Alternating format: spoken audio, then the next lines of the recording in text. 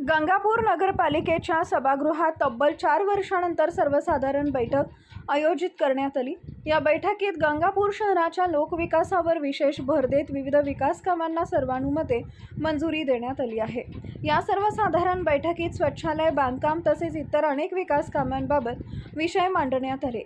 हे सर्व विषय जनतेच्या हितासाठी मंजूर करण्यात आले असून शहरातील विकास कामे लवकरात लवकर मार्गी लागतील असा विश्वास व्यक्त करण्यात आला आहे।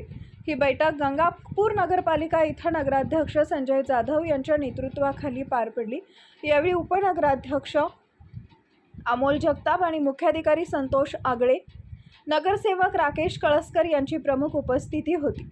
ही नवीन कार्यकाळातील सर्वसाधारण बैठक असल्याचंही नमूद करण्यात आलं आहे।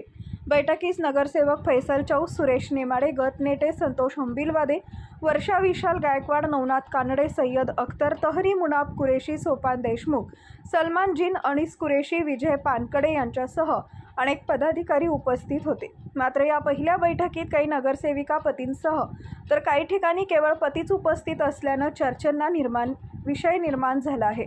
एकूणच 4 वर्षांनंतर झालेल्या या सर्वसाधारण बैठकीतून गंगापूर शहराच्या विकासाला गती देण्याचा निर्धार व्यक्त करण्यात आला आहे। गंगापूर या ठिकाणी आज 4 वर्षांनंतर सर्वसाधारणची बैठक आयोजित करण्यात आली होती। नगरपालिकेच्या सभागृहामध्ये नगराध्यक्ष संजय जाधव यांच्या नेतृत्वाखाली आज 4 वर्षांनंतर गंगापूर शहरात जे अनेक समस्या होती त्या संदर्भात काय काय विषय झाले बुवा 4 वर्षांनंतर। 4 वर्षानंतर आज प्रथमच नगर परिषदेची सर्वसाधारण सभा झाली।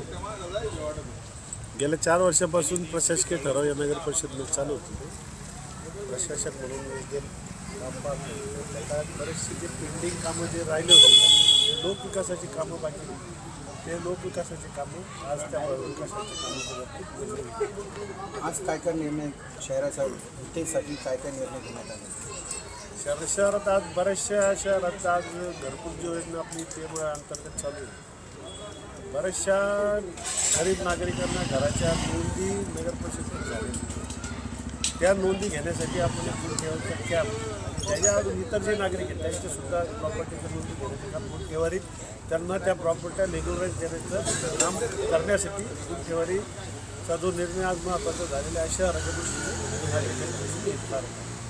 बरं, शौचालय आणि जे नागरिकांची अनेक समस्या जे आहे त्या काय शौचालयाच्या बाबतीत बऱ्याच विषयाचा मुद्दा आहे की शौचालय जरी मंजूर झाले तरी जागा मिळत नाही त्या शौचालयात। पण आता आजच्या मिटिंगमध्ये आम्ही जागा निश्चित केल्या आणि हा शौचालयाचा जो बऱ्याच वर्षापासून जो प्रश्न तो निकाली नाही शौचालय काय। नक्कीच या सर्वसाधारण बैठकीमध्ये अनेक समस्या नागरिकांच्या हेतूसाठी घेण्यात आले असे नगराध्यक्ष संजय यादव यांनी दिलेल्या माहितीनुसार अलीम चौस, छत्रपती संभाजीनगर।